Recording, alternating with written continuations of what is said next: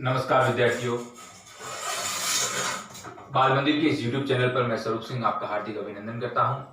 विद्यार्थियों, कक्षा 11वीं में हमने अध्याय चौथा प्रारंभ किया था, व्यवसायिक की सेवाएं सर्विस जो अमूर्त होती है, जो सेवा प्रदान की जाती है, जिसे हम खरीद नहीं सकते।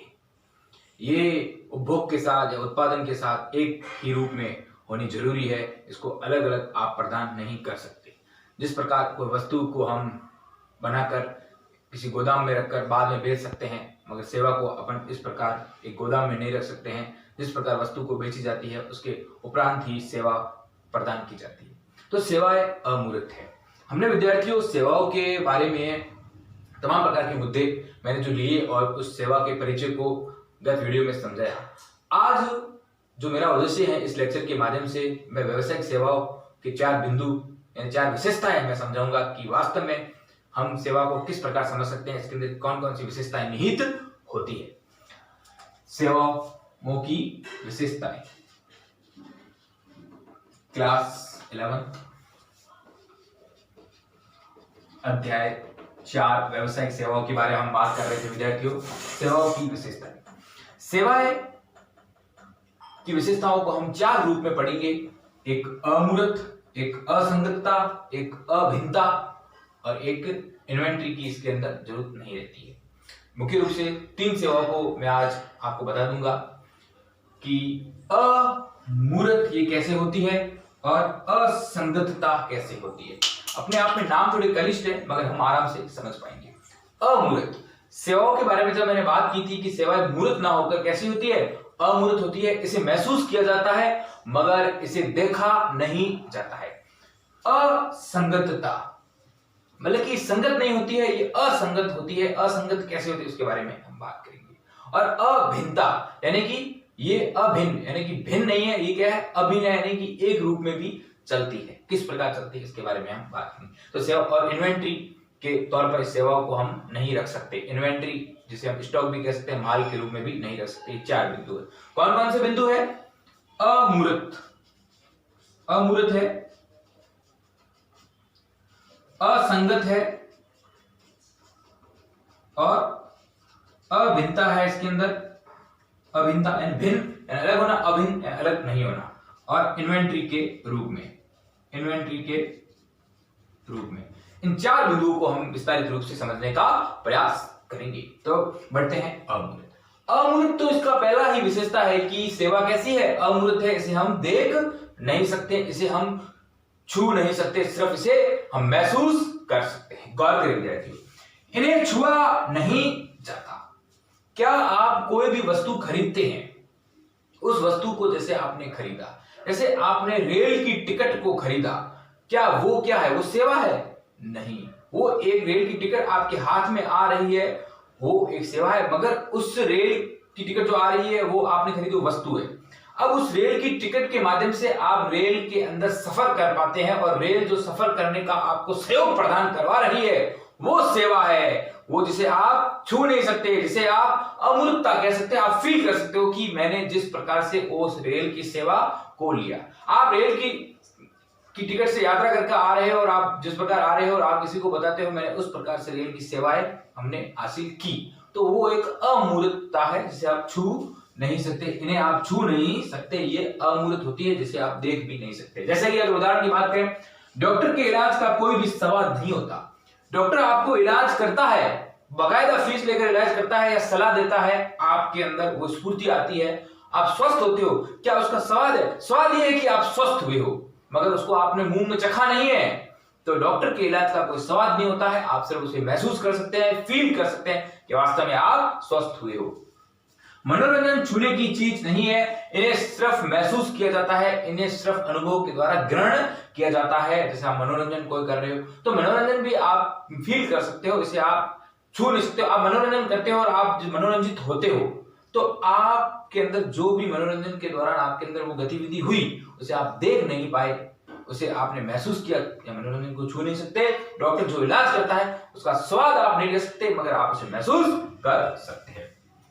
उपभोग से पहले इसकी गुणवत्ता का निर्धारण संभव नहीं है। जब तक आप इसका उपभोग नहीं कर लोगे, उपभोग यानी कि उपयोग नहीं कर लोगे, तब तक आप इसकी गुणवत्ता का निर्धारण नहीं कर सकते कि वास्तव में ये किस प्रकार से गुणवान है, किस प्रकार से ये उपयोगी है। उपभोग या फिर उपयोग कह सकते हो, इससे पहले आप इसकी गुणवत्ता, इसकी गुण, इसके अंदर क्या विशेषता है, इसकी क्या उपयोगिता, उसका निर्धारण आप नहीं कर सकते।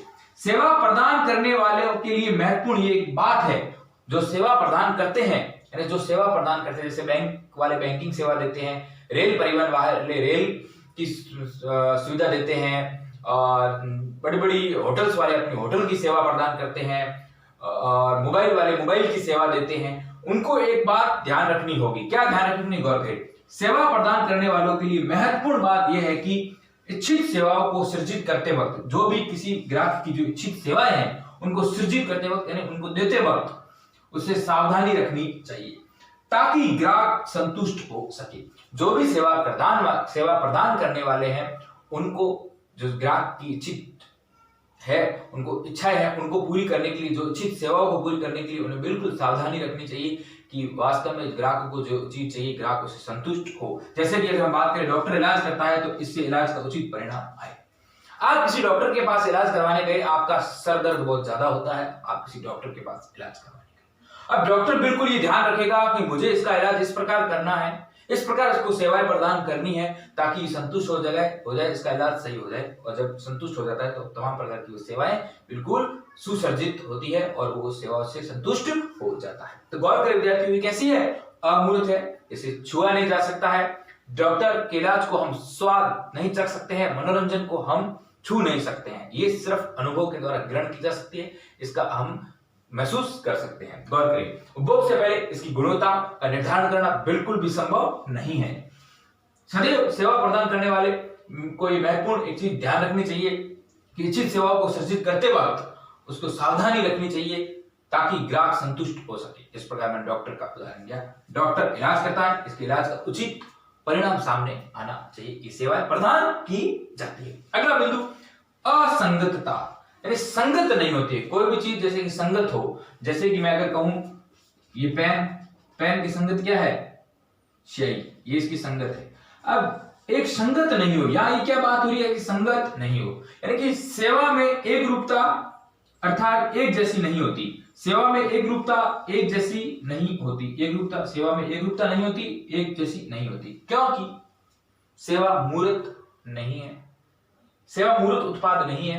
यानी कि जैसे कि जो आधुनिक जमाना आ रहा है, जैसे मैं मोबाइल खरीद रहा हूं, अब मोबाइल के अंदर और भी अलग अलग नए नए फीचर्स आए, नए नए मॉडल्स आए, तो दुकानदार मुझे जो मोबाइल और दे रहा है तो वो अलग मुझे सेवाएं प्रदान कर रहा है, उससे भी बढ़िया और मोबाइल में ले रहा हूं तो उससे भी अच्छी मुझे सेवाएं मिल रही है। क्या उसमें संगतता आई?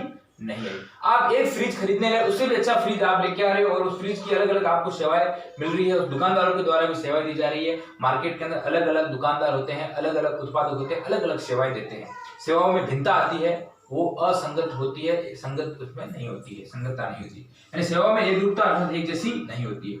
मूर्त उत्पाद नहीं है, इसका हर बार निष्पादन अलग होता है, ये मूर्त उत्पाद नहीं है, इसका हर बार निष्पादन अलग होता है। देखो विद्यार्थियों, जैसे कि मैं आपको उदाहरण से समझाता हूं कि आपने किसी चीज को आप अनुभव करो विद्यार्थियों कि आपने किसी दुकान से कुछ चीज खरीदी, अब उस दुकानदार से आप इतने संतुष्ट हुए या दुकानदार आपसे इतना संतुष्ट हुआ, आपका इतना अच्छा व्यवहार है कि वो आपको विभिन्न प्रकार की अलग अलग सेवाएं प्रदान करवाता है। वो आपको जो आपने चीज खरीदी है मूर्त रूप से उसको आपके घर पे लेके जाके रखवाता भी है, अगर वो खराब होती है तो उसे सही भी करवाता है, आपको उस चीज के बदले तमाम प्रकार के उपहार भी देता है।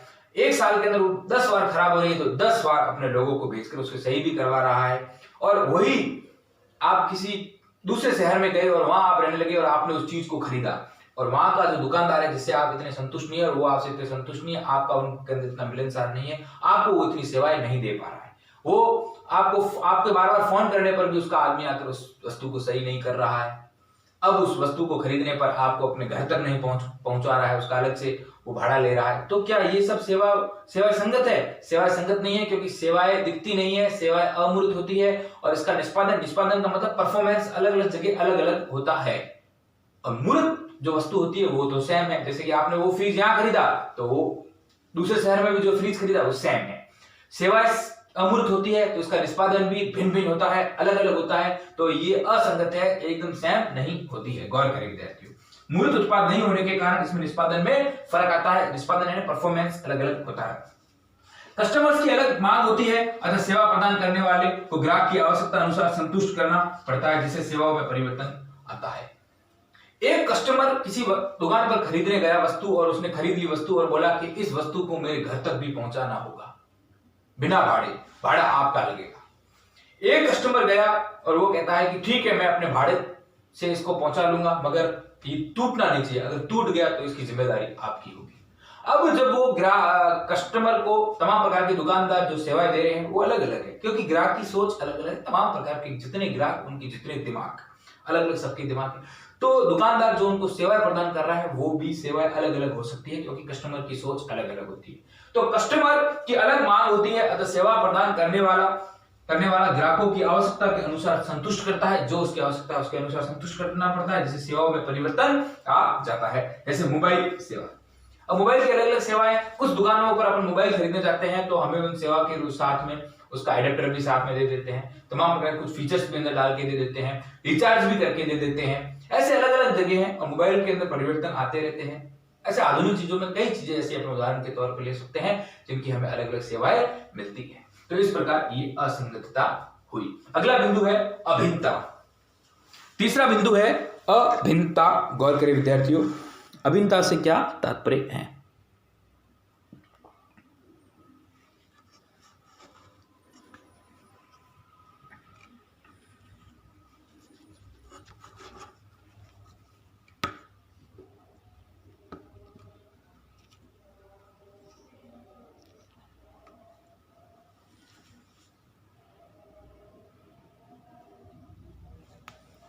अभिन्नता, अभिन्नता से तात्पर्य क्या है कि इसके अंदर भिन्नता नहीं होती है, अभिन्न होता है।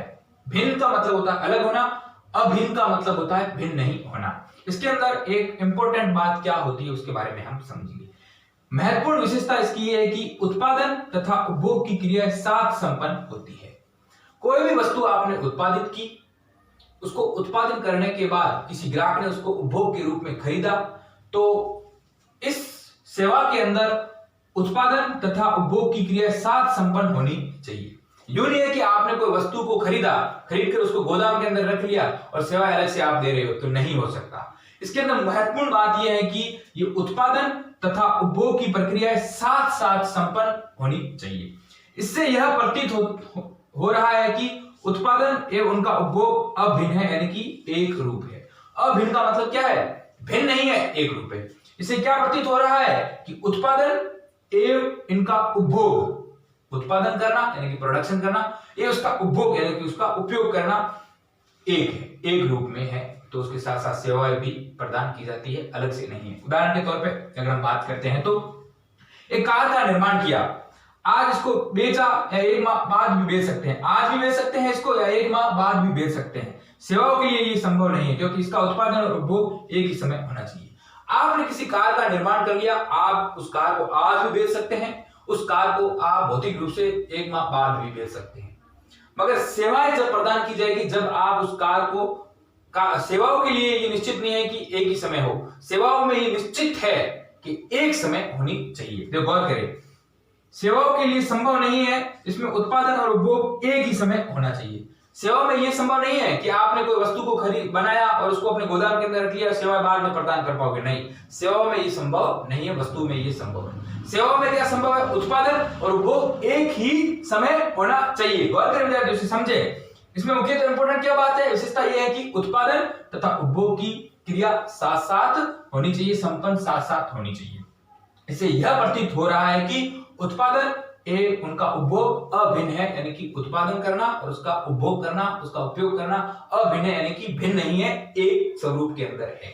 जैसे अगर हम बात करते हैं तो कार का निर्माण किया, उसको हम अभी भी बेच सकते हैं या उसको एक माह भी बेच सकते हैं, मगर सेवा में ऐसा उचित नहीं है। सेवा में उपभोग और उत्पादन एक साथ ही होना चाहिए। सेवा प्रदान करता, कोई भी जो सेवा प्रदान करता है, गौर करें विद्यार्थियों, उस प्रक्रिया में लगे व्यक्ति के स्थान पर, जैसे कि सेवा प्रदान करता, एक बार मैं इसे पढ़ता हूं फिर इसको उदाहरण से समझाता हूं। सेवा प्रदान करता उस प्रक्रिया में लगे व्यक्ति के स्थान पर तकनीक का उपयोग कर सकता है, लेकिन सेवा के लिए मुख्य विशेषता ग्राहक से संपर्क होना जरूरी है। यानी कि मैं अगर बात कहूं विद्यार्थियों, जैसे कि आप देखें कि सेवा प्रदान करता एक बैंक होती है। अब जब एक बैंक सेवा प्रदान करता है, उस बैंक सेवा प्रदान करता है और बैंक इस प्रक्रिया में लगे व्यक्ति के स्थान पर तकनीकी का भी उपयोग कर सकती है। जैसे कि कोई आप बैंक में गए, आपको वहां चेक जमा करवाना है या आपको वहां बैंक से पैसे उठवाने हैं। अब बैंक सेवा प्रदान करता है, सेवा प्रदान करवाती है, तो वहां बैंक अपने वहां एक कर्मचारी को रखती है, जैसे वहां क्लर्क, जैसे बाबू कहते हैं या रोकड़िया कहते हैं, वो कैशियर होता है। वो क्या करता है, आपको पैसे देता है, आपका चेक लेता है। मगर बैंक ने क्या किया, इस जगह आपकी एक सुविधा उपलब्ध करवा दी एटीएम की, ऑटोमेटिक टेलर मशीन जिसे कहते हैं। आप बैंक में नहीं जा रहे हो अब, और आप एटीएम मशीन से वो पैसे उठवा रहे हो और चेक को भी वहां डाल रहे हो। तो ये बैंक ने आपको सेवा प्रदान करवाई, बिल्कुल सेवा प्रदान करवाई। किसके माध्यम से, जो तकनीकी के माध्यम से, यानी कि जो क्लर्क के स्थान पर आपको किसको दिया, एक एटीएम आपको उपलब्ध करवा दिया। आपने एटीएम की सुविधा उपलब्ध कर ली। बैंक जो सेवा प्रदान कर रहा था, किस बैंक ने क्या सेवा प्रदान करवाई, एटीएम के माध्यम से आप कर रहे हो। मगर सेवा के अंदर आप ग्राहक की भी उपस्थिति होना जरूरी है, संपर्क उनका होना जरूरी है। गौर करें, सेवा प्रदान करता उस प्रक्रिया में लगे व्यक्ति के स्थान पर तकनीकी का उपयोग कर सकता है, लेकिन सेवा में मुख्य विशेषता किसकी है, ग्राहक से संपर्क होना जरूरी है। आप ग्राहक जब संपर्क होता है तो ही सेवा प्रदान की जाती है। बैंक में रुपए निकालने तथा चेक जमा कराने के लिए नियुक्त क्लर्क का स्थान एटीएम ले सकता है, लेकिन ग्राहक का होना तो आवश्यक है। ग्राहक अगर नहीं होगा तो सेवा कैसी प्रदान होगी। तो ये बात ये कह रहा है कि सेवा प्रदान करता कोई भी प्रक्रिया अगर कर रहा है, कोई प्रक्रिया कर रहा है, उस प्रक्रिया में लगे व्यक्ति के स्थान पर किसी भी तकनीकी का उपयोग तो उसने करवा दिया, यानी कि क्या लगा दिया, एटीएम लगा दिया, लेकिन सेवा के लिए मुख्य विशेषता ग्राहक से संपर्क होना बहुत जरूरी है। उदाहरण के तौर पर बैंक में अगर पैसे निकलवाने जाते हैं, उसके लिए आप क्लर्क के पास जाते हो, पैसे निकलवाते हो या पैसे जमा करवाते हो। मगर बैंक सेवा प्रदानकर्ता ने क्या किया, इसकी जगह आपको एक एटीएम दे दिया। अब आप एटीएम में पैसे तो निकलवा सकते हो, मगर उसके लिए ग्राहक का होना भी तो आवश्यक है, ग्राहक होना भी तो जरूरी है। ग्राहक नहीं होगा तो एटीएम किस काम के। तो इसलिए ये अभिन्नता है, यानी कि उत्पाद और उपभोग एक साथ होते हैं, एक समरूप चलते हैं। अब इसके अंदर अंतिम अगर इसका बिंदु कहें तो चौथा बिंदु है जो मैं आपको समझा देता हूं, इन्वेंट्री। इन्वेंट्री का मतलब होता है कोई भी स्टॉक। जब आप इन्वेंट्री का उत्पादन करते हो तो वस्तु का जैसे उत्पादन करते हो तो उसको उत्पादन करके आप किसी स्थान पर रख सकते हो, मगर सेवा को आप उत्पादन करके नहीं रख सकते हो। जो ही आपने उसका उत्पादन किया है तो उसको आप उपभोग के लिए किसी ग्राहक को बेच दो, और बेचने के पश्चात आप किसी को सेवा भी प्रदान कर सकते हो। सेवा प्रदान की जा सकती है, अमूर्त रूप में होती है। इसका जो अगला बिंदु है, एक बिंदु है, उसको मैं अगले वीडियो में समझा लूंगा, जो यहाँ अब रह गया है, क्योंकि वीडियो लंबा बन जाएगा और आप बोझिल भी हो जाओगे। तो गौर करें विद्यार्थियों, आज हमने सेवा की विशेषताएं अमूर्त रूप से, अभिन्नता के रूप से और असंगतता के रूप से भी देखा। इसे आप समझना, नोट्स भी दे दिए, उससे भी आप समझना, इस भाषा को समझना। ये थोड़ी कलिश भाषा है, आराम से समझ में आ जाएगी। धन्यवाद विद्यार्थियों।